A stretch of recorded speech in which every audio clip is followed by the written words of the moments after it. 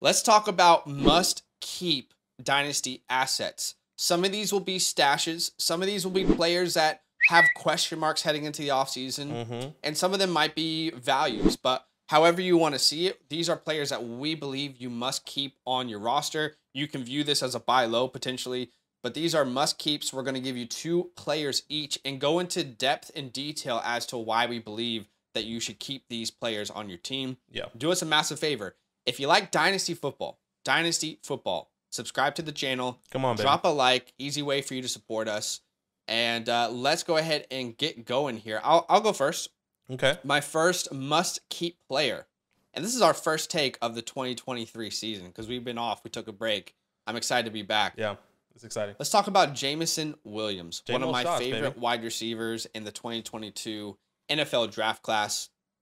Obviously, torn ACL in the national championship game back about a year ago now. Literally really. a year ago, because as we're recording this, the national championship is today. Yeah. I mean, I think they probably won that game with him. That's a different story. Right. Drafted in round 1, pick 12 of the 2022 NFL draft by the Lions. They sent 3 picks to move up for Jameson Williams.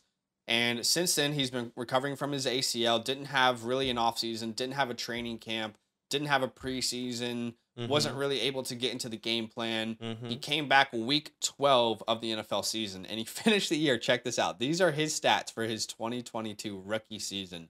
1 reception for 9 targets, 41 yards and a touchdown. My boy Jameson has 1 reception on the year.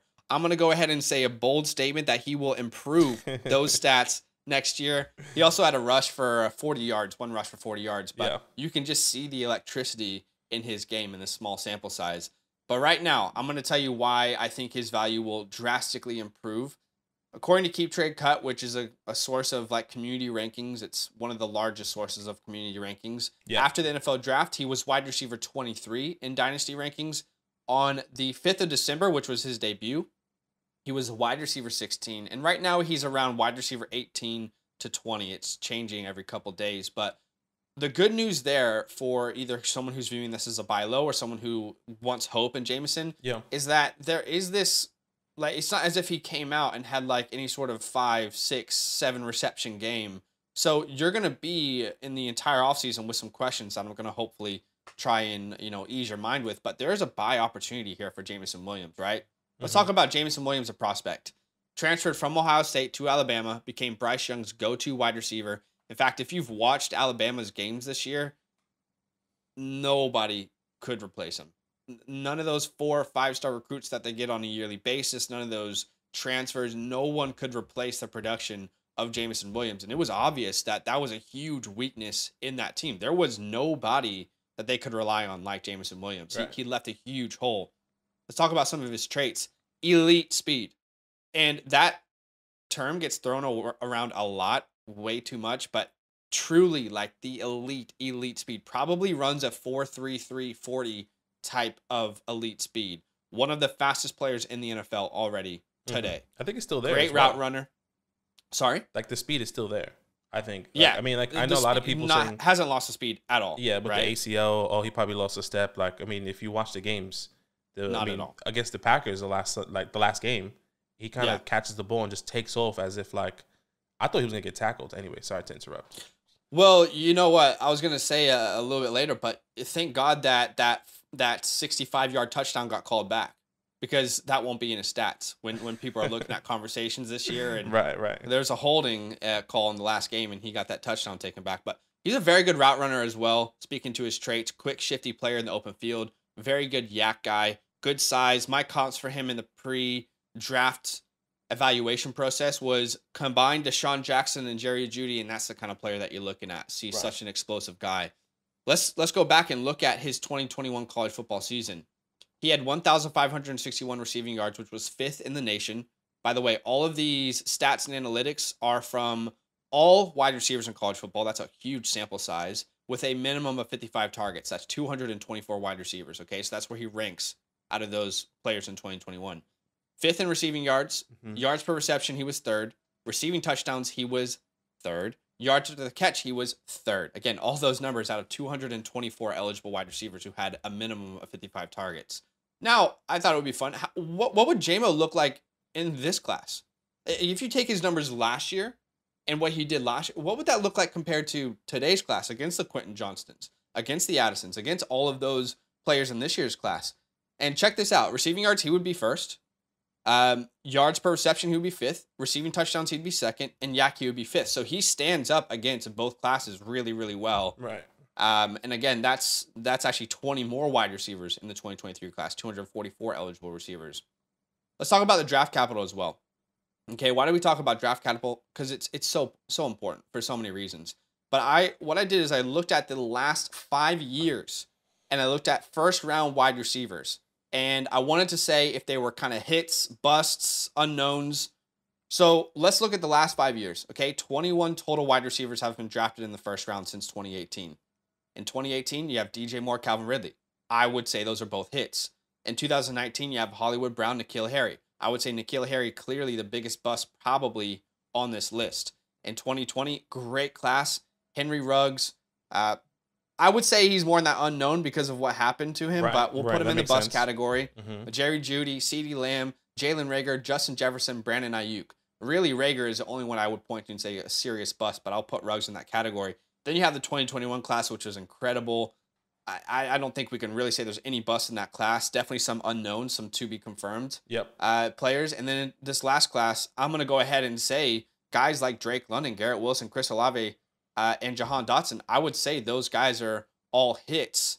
Now, we're waiting on Treylon Burks, but I believe he's going to be in that category soon. Right. So you look at the last 5 years, you're talking about 14 of 20 wide receivers I just mentioned. Jameson makes it 21, all hit. That's 70%. 3 players who are up in the air, we'll find out, but we love the talent, and 3 busts. That is because first round wide receivers are extremely valuable. The big 3, if you will, right? The talent, investment, and the opportunity. Jameson Williams has the talent and investment. It's there. They traded up for him. He was a top 12 pick in the draft. What we're in right now is a season of waiting for opportunities. Let's talk about the non-ideal rookie season that he just had, right? Which we anticipated in Dynasty rookie drafts. He was one of my favorite players. But we talked about this. It was like, maybe not someone I'm drafting in the top 6 picks of a Dynasty rookie draft because we're going to wait for that opportunity, which is now. All that being said, we just didn't anticipate him playing a huge role this year. And I think the important kicker there is, did he have any game where he just blew up and went crazy? No, but he didn't have a single game, guys, where he played over 25% of the snaps. What are we anticipating? And I'm still waiting on week 18 percentages, but we haven't seen a single game over 25% of snaps. Yeah. What is he supposed to do with that small opportunity? As a first round wide receiver, I guarantee you, if he's healthy next year, he's going to be up in that 80, 90% range. So in 2023, I'm looking at a Jameson Williams who will have a full healthy offseason, a training camp, which means that the Lions are going to be able to game plan for him to be a feature of the team. He's going to have less competition because DJ Shark is a free agent. TJ Hawkinson is already gone. Right. There's going to be plenty of opportunity for Jameson Williams to shine. And I think it's early, but he feels really likely to be locked in as a my guy for me in the 2023 season. We do our my guys. We have, I think, 4 or 5 guys each. Yeah. I feel like he's going to be locked in as one of those my guys. I fully anticipate a breakout.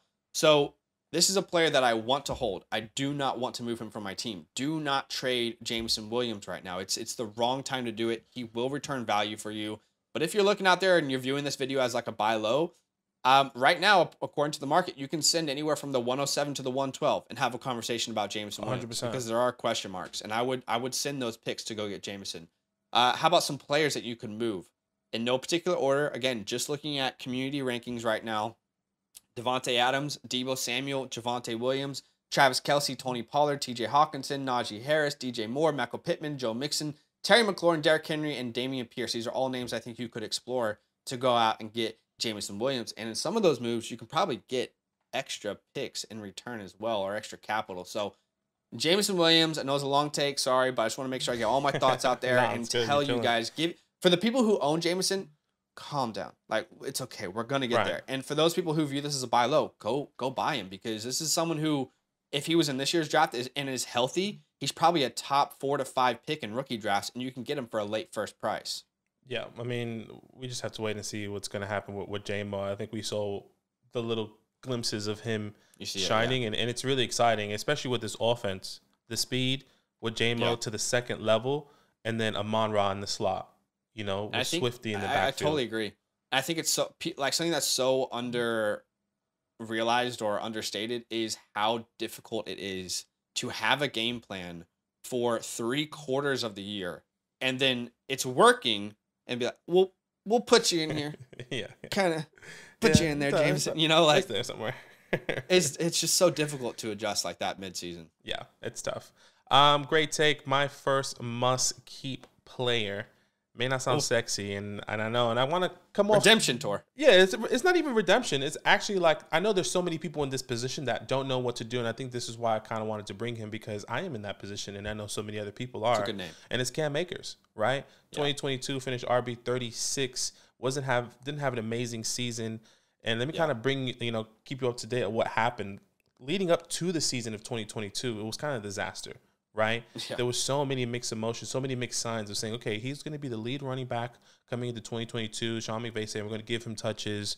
And then a couple weeks later, it goes from, actually, we're going to get 50-50 to Henderson. So if you were kind of in that area where you do your dynasty drafts really early and you heard that report, you were like, this is awesome. You're really excited that Cam Akers is going to come back and be this guy after the Achilles, depending on how you felt about that, right?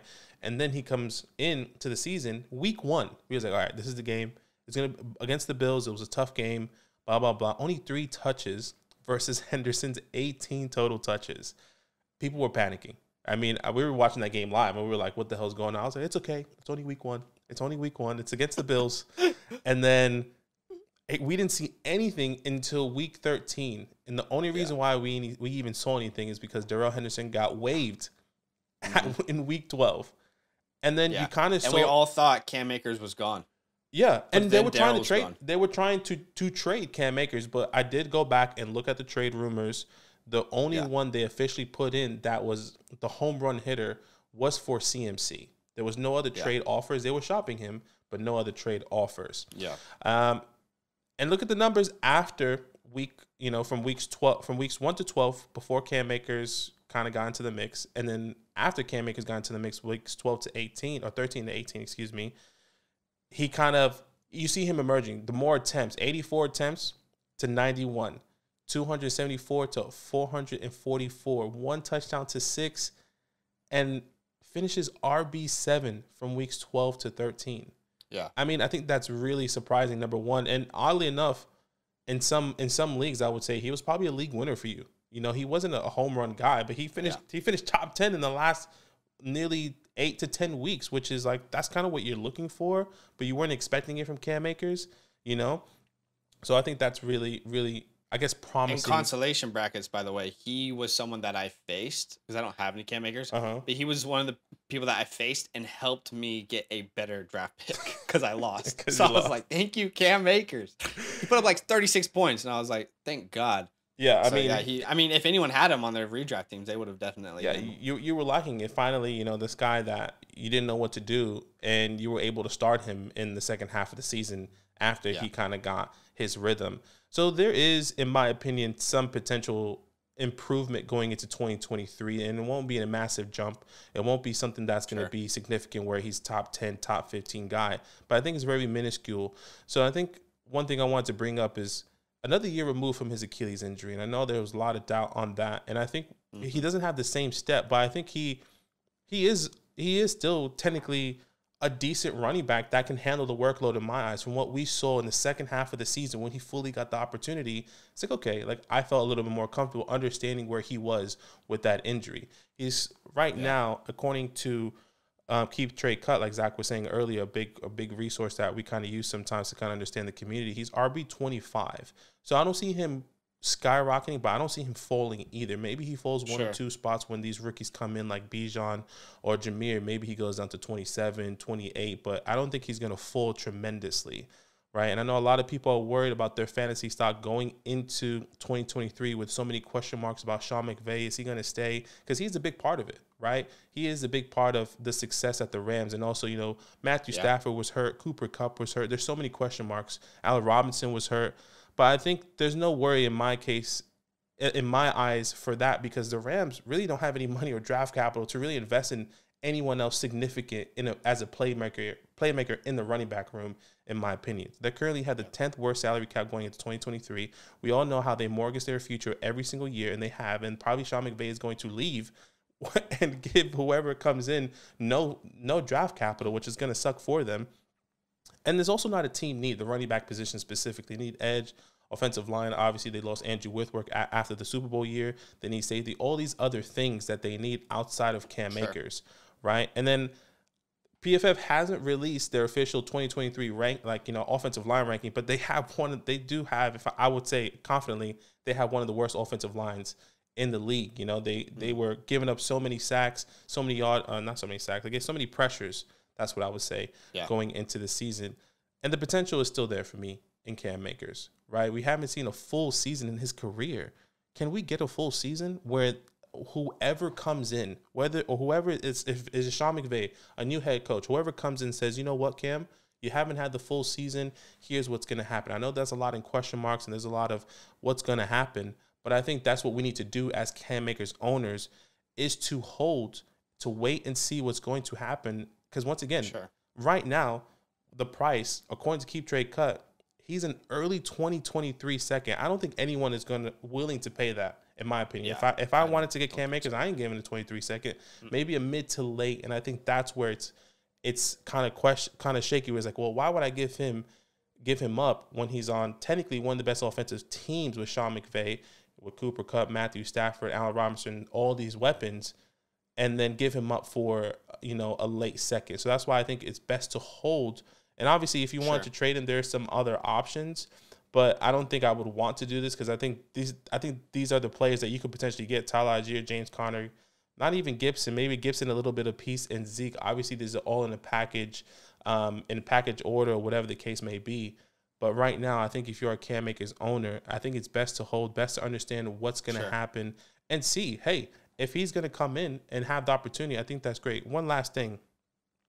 Once again, they don't have the draft capital. I do not see a running back coming into this class that is going to significantly take opportunity away from Cam Akers. Because once again, they don't have a first-round pick. They have a second-round pick, which I said I don't think they're going to draft a running back. So it's probably a third-round draft value running back that will potentially take Cam Akers' place.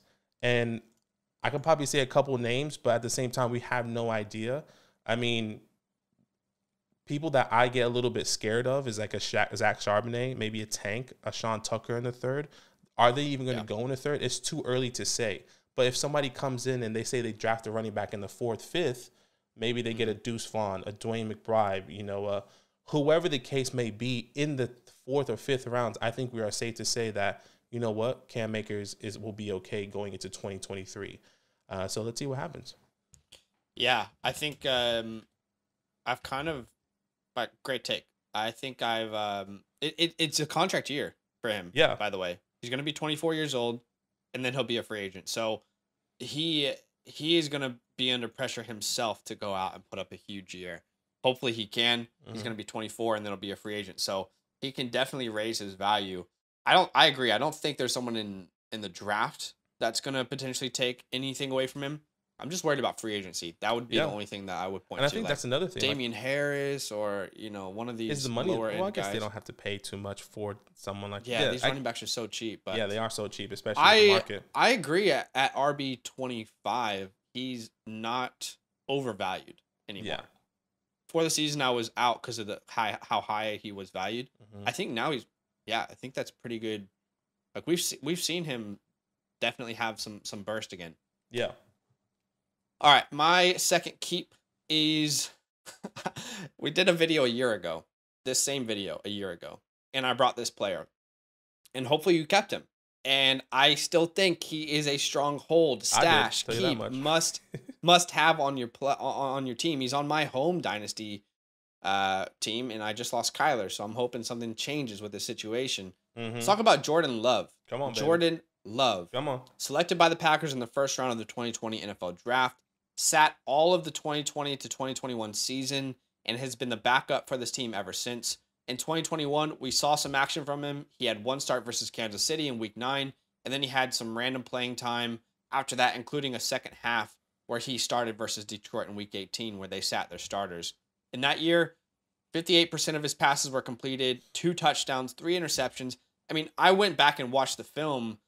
There was clear flashes of potential 100%. star in his game, but there was also a lot of things that you could point to, like, we really need to improve in this area. Right. Then you come to 2022, this last year. No starts. Aaron Rodgers started every game, but there were some games where he came in from injuries or just random gameplay that he had.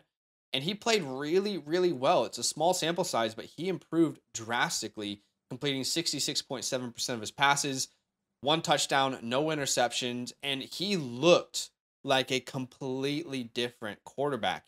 In every area of quarterbacking, he looked different. In the huddle, the demand he had from the team, the respect, pre-snap, audibles, standing in the pocket, taking those hits, delivering throws, leadership. He just looked like an NFL quarterback. We go back to 2021, he looked like kind of lost, trying to figure it out. But you watch him in 2022, small sample size, he looked like a real NFL quarterback, someone who was stepping into his own. And you love to see that kind of confidence, because these guys who are drafted in the first round, you know, you point to guys like Zach Wilson, you point to these guys who bust. It's really not talent. Talent is typically never the issue, because these guys are extremely talented. Yeah. It's typically up here. It's the IQ. It's processing the game. It's letting the game slow down for you. It's reading things in real time. It's confidence. It's swagger. And he's definitely picked that up here in 2022. It's a small sample size, but let's just compare 2021 playtime to 2022. Completion percentage is up almost 10 full percentage. Interception percentage, he didn't throw an interception. He was throwing too many in his small time in 2021. His yards per attempt were drastically up. His QBR was drastically different as well. Again, small sample size. Right. But we are seeing, you might disagree with me. Let me know in the comments. But I think we were all on the same page watching Jordan Love, saying, this guy looks like a starting quarterback. 100%. This looks like someone that they drafted and could be a big payoff for them. So he's going to improve his value. I feel confident in that.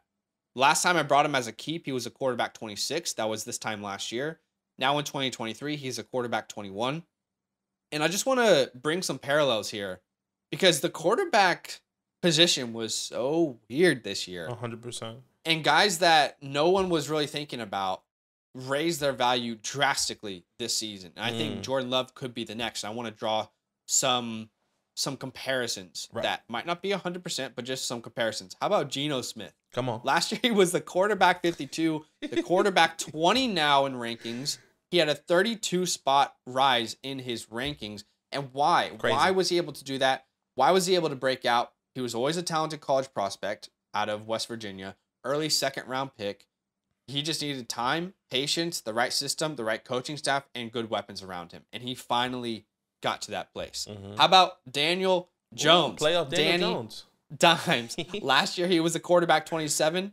Now he's a quarterback 14 in rankings, which maybe he should be higher. He had a 13 ranking rise, or 13 spot rise in his rankings this offseason. Why was he able to break out? Again, similar. Talented college prospect, early first round capital. Needed time, but more importantly, the time, he needed the right system, the right coaching staff around him, and he needed an improved offensive line and a healthy Saquon. Like, those were the perfect melding of things that needed to happen, and it looks like they have potentially happened for him. How about Brock Purdy? Okay, a guy who, the starter for the team, it didn't work out, and then the backup, it didn't work out. He goes from quarterback 56 to quarterback 24 right now, and I guarantee you by the time we release this video, he's probably even higher.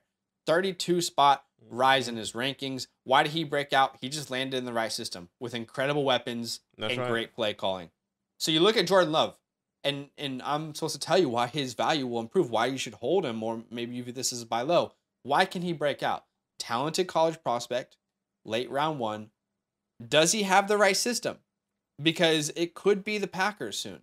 But let's look at other teams that are quarterback needy, where a trade could make a lot of sense if they want to rock with Aaron. How about the Falcons, the Panthers, the Colts, the Saints, the Raiders, the Jets, the Commanders, the Titans? All teams that make sense.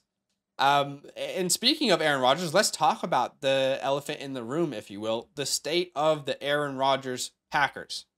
It's easy to forget, but before the 2022 season, the Packers were a lock. We're talking preseason in 2022. They were a lock for the playoffs. In fact, ESPN before the year had the Packers as the third highest odds to make the playoffs. They were just eliminated by the division rivals, Detroit Lions. The poverty franchise of the NFL just eliminated Aaron Rodgers' Packers. Okay? And after the game, Jameson Williams went up to Aaron Rodgers and said, "Hey, you remember we talked about that jersey swap? Let's do it." He was like, I'm gonna hold on to this one. Mm-hmm. Speculation is now in the air. Then Rodgers goes on an interview. I don't know if you saw this, and he says the quarterback carousel stops for everyone at a certain time, and sometimes you just know when it's time to stop. Now, is that lip service? Does he want to be in the spotlight? I don't know, but it could truly now here's the narrative, right? Yeah. But it could truly be the time. But look, regardless if Aaron Rodgers stays or not, this situation has to come to a head. It has to, okay? Love is on the last year of his contract, plus the 5th-year option. And if the Packers want to trade him, now is the time. Now is the time. Now's when you get max value, right? The opposite of that, which would be ideal, Rodgers retires, he moves on, and Love can step into his place in a great organization with great weapons around him. Now you're looking at the upside of Jordan Love, and you've got Aaron Jones, you've got A.J. Dillon in the backfield, you've got a good offensive line, a good defense that can keep you on the field. You have a rising star in Christian Watson, Romeo Doubs, who can be a complimentary wide receiver, and who knows what you do in the draft and free agency. With the history of an organization that has had successful quarterback play forever. They know how to develop quarterbacks and just keep it going. They were fine in the last 3 or 4 years to take all this shit from every organization, every fan, because they took Jordan Love because they're like, we know what we're doing. So look, I think Jordan Love could be the next breakout quarterback in 2023. Is that Green Bay? I hope so. That's ideal. That's ideal that Aaron Rodgers 100%. If not, you can't keep him. You can't just keep him there anymore. Like, he doesn't want to be there. No. If he's not starter, he's starter material, and you're not going to get value in a trade if he could go to be a free agent next year. So they have the 5th-year option though. So again, right now, late 2nd, early 3rd is his pick compensation. No way I'm selling Jordan Love for that. He's a hold. I have to hold him. If you're looking to trade for him, you're viewing this video as a buy low. Similar values on keep, trade, cut, or according to the community, and I would happily send any of these players for the potential for the upside of Jordan Love. Wan'Dale Robinson, Khalil Herbert, Juju, DPJ, Greg Dulcich, Kadarius Toney, James Conner, Zeke, Cole Kmet, Alec Pierce, Tyler Lockett, Darren Waller. According to the community, these are all realistic. Okay, now your league is always, of course, going to be different. You're going to have to negotiate. That's just the nature of trading. So Jordan Love, back-to-back on this list, 2 years in a row, back-to-back champion of the must-keep list for me. I want to hold him, and I'll definitely go trade for him as well in leagues if I can. Yeah, I love it. I have him in multiple leagues. I was hoping this switch was going to happen last year when we were going through this weird state that we are kind of with Aaron Rodgers now, after all the reports coming out saying that, I just have to take time away from football and see, like, just say that you're going to come back or not. Like, your decision. Like, what are you thinking about? Do you want to go through training camp again? Do you want to go through all the meetings? Like, you actually don't have to. And what's difficult is, how does this team bring him a Super Bowl in the next 3 years with all the talent around the NFL? It's surely he knows that. Yeah. He's like, we couldn't just beat the Lions to get in the 7th seed. The division is not as easy as it was before. It's as well. Nowhere near as the easy. Bears are up. The obviously the Lions are up, and everyone's the Vikings. Up. Everyone's up. Everyone's up. It's not an easy division. So it's going to be interesting to see what happens. And I guess that kind of leads into my second player, my must keep, and that's Christian Watson. I know a lot of people are kind of saying, and I think, people had question marks coming in. Okay, like maybe his draft capital, you were hoping they were getting a 1st-round draft pick, but it was actually 2nd-round draft pick for Christian Watson. Was there anyone going to replace Davante Adams with the caliber of kind of what he has done in the past and in his career? But Christian Watson, he was brought in for different reasons because of the speed, the ability to kind of separate himself. He did have problems coming in. He did have the highest drop rate in the class in 2022, but that's completely different. He did finish as wide receiver 44, and according to the community right now, he is wide receiver 19. Let me remind you that he did miss a couple games. Yeah, in Dynasty. He did miss a couple games. And there were some struggles, you know, in the off season coming in, there was a lot of struggles coming in, and Aaron Rodgers showing his frustration in training camp, you know, expressing his frustration and saying, you know, Christian Watson, Romeo needs to step up, and that Allen Lazard was going to be the guy. But I think we kind of saw the turn of that as well, right? So another thing is a lot of things rely on Aaron Rodgers and what's going to happen this year. But what Zach was saying, because I completely agree, I don't care who's there. I think if it's Jordan Love, Aaron Rodgers, even if Derek Carr comes there, I think he still could be successful, in my personal opinion. Maybe not as successful as he could have been with Aaron Rodgers in a full year, but I think it's there. And I think one thing I love to see is the production and how we saw Christian Watson excel over Allen Lazard, because the expectation of, and I mean, right now, Allen Lazard wasn't my guy, and I think we all know that that's public, that's in our channel.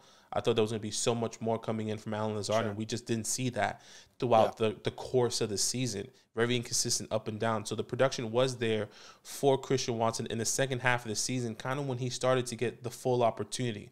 Weeks 10 to 18, Lazard versus Christian Watson, you can kind of see receptions tied at 26. Targets, Christian Watson just a little bit more with 45 versus Allen Lazard. Target yards, 320 for Lazard, 419. Lazard in weeks 10 to 18, 0 touchdowns. He was so frustrating in fantasy. You couldn't start him, but Christian Watson had 7. Yeah. Also, another league winner I am bringing you in the second half of the season, Christian Watson. We win our home league. Yeah, as well. Wide receiver 9. Wide receiver 9 on the season versus, or in weeks 10 to 18 versus wide receiver 57 for Allen Lazard. And we saw the switch of like, okay, Christian Watson clearly is the number one guy on this team for Aaron Rodgers. And like I said, the potential with Aaron Rodgers, taking him to the next level, having the opportunity to be under center, being coached, you know, there's so much that Aaron Rodgers brings outside of his talent is his mind, right? The way he thinks, the way he sees the fields, the way he can coach the wide receivers, someone like a Christian Watson to excel to the next level. And like I said, is he going to be there? Probably not. But if Jordan Love does come in, I feel really excited because we've seen, I think history is kind of repeating itself with this scenario, right? I mean, that's kind of what we said last year, and we're going to say it again this year. Like, Aaron Rodgers, if I'm not mistaken, sat behind Brett Favre for 3 years. I think so. Jordan Love right now is going to the 4th year, and 4 years under Aaron Rodgers, 2-time Super Bowl, or 1-time Super Bowl, 2-time MVP, league MVP. I think there's 3-time now, right? 3-time? 3 back-to-back? 3. I thought it was 2. There's a back-to-back, and then you had one earlier in his career. Yeah, so I guess 3-time in total, 2-time back-to-back, right? So I think there's so much more that can happen with Christian Watson. I think we saw the Packers kind of release them and say, you know what, like, Christian Watson, do your thing. Obviously, he did deal with injuries. But another thing I want to say is the draft capital, you know. The 23 draft, I don't think there's anyone in the first or second round that I would say, in my opinion, right now, from all the drafts that I've seen, could potentially surpass Christian Watson in production. And maybe this is way too early, but this is how I'm feeling right now. Sure. I think there's a handful in the first round, but I don't think the Packers are going to prioritize another wide receiver, especially being towards the end of the draft. You know, I'm assuming Jordan Addison, I'm assuming Quentin Johnson, you know, Jackson Smith and Jigba all off the board. So I don't think they'll have the opportunity to potentially even land those guys. And then there's a massive teardrop in my rankings, which we'll see later on.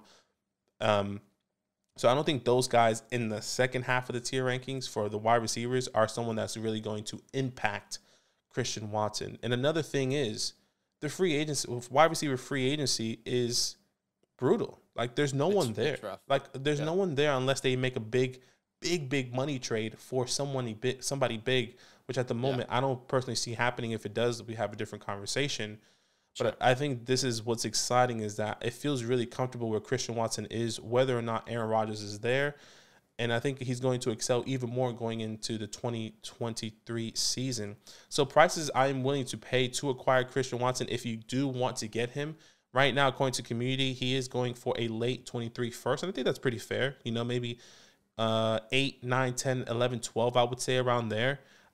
towards the end of the half, and then players that I would technically trade away to get Christian Watson, maybe in the second half of their career, or we don't really understand where they're going, but there's still draft capital. Terry, Cooper Kupp, Devontae Adams, DeAndre Hopkins, potentially, Najee Harris. I think there's a lot of conversations you could potentially have with your league mates to see what could happen. But I really love Christian Watson going into the 23 season. I think another year with Aaron Rodgers, if Aaron Rodgers stays, is going to be so helpful for him. And if not, Jordan Love is there. And once again, I still believe in whatever quarterback carousel that's going to come into Green Bay. I think there's still going to be potential and value there for Christian Watson. Yeah, you know, there's been two names all over Twitter that people are yelling to sell. And it's just like Twitter in general is just such an interesting thing. But anytime a good young rookie who wasn't really in the first round goes off, people are like, oh, it's time to sell. It's time to sell. Yeah. It's been George Pickens and Christian Watson all over Twitter. Everyone saying, sell these players now. I'm like, they've proven they are very good, talented wide receivers. Yeah. Keep them. You don't need to sell them. And I was looking at the top 12 this year. When you lose Aaron Rodgers, of course, you're going to have worse quarterback play, right? That's just the reality. For sure. But let's look at the top 12 right now in PPR scoring and tell me if you think Jordan Love can't be or reach at least. He doesn't have the potential to reach that kind of quarterback play. Justin Jefferson. Do you think Jordan Love can develop into Kirk Cousins? Not to slight Kirk Cousins, but I think that's within the realm of possibilities. Right. Tyreek Hill. Tua. Do you think that Jordan Love can become the Tua type of player? He might be a little bit more of a gunslinger, maybe not as accurate, but again, I think you can get that kind of play. Devontae Adams was Derek Carr. Do you think Jordan Love can become Derek Carr type player? Amon-Ra at 7 was Jared Goff. Amari Cooper at 10, he had Jacoby Brissett most of the year. So the point I'm trying to make is quarterback play is important, but opportunity and system, I think, is even more important there. So 100%. Yes, quarterback play is important, but a player like this who has shown his talent, I want Christian Watson. I don't want to trade away Christian Watson right now just because he had a good season and I'm seeing he's a freak athlete. It's like, oh, hey, Christian Watson has almost but positively proved that he can be a superstar. Time to sell. Yeah. And why? I think people are scared because they don't know the state of Aaron Rodgers. And it was the same thing last year. You know, it was the same thing. Well, not last year. Everyone was keeping Devontae Adams before they were moving, whether Aaron Rodgers was there or not, right? Yeah. And I think that's the question. Well, he's a rookie. He had struggles coming in. Aaron Rodgers could leave again. So sell him right now before Aaron Rodgers actually leaves and his value drops again, which I think it probably will drop again now talking about it if Aaron Rodgers does leave. And it's probably be another buy low opportunity for anyone that's out there. And maybe we'll see when that conversation happens. Yeah. So it's a hold and then maybe it's a buy low when Aaron Rodgers leaves if he does. Exactly. Yeah. All right. I like that. I like it. Those are 4 players. Let us know in the comments below what you guys think. You can add us on Twitter if you want and have conversations with us over there. Those links are in the description, I think. But like the video, guys. Appreciate the support and comment down below. Let us know what you think. Yo, what's good? Thanks for watching. We got a lot more videos. A lot more. If you want more videos. Watch it. You can also subscribe. Right now. If you want to. You need to. And lastly, don't forget that you can sign up to support the show and get exclusive content by going to patreon.com/fantasylandfam.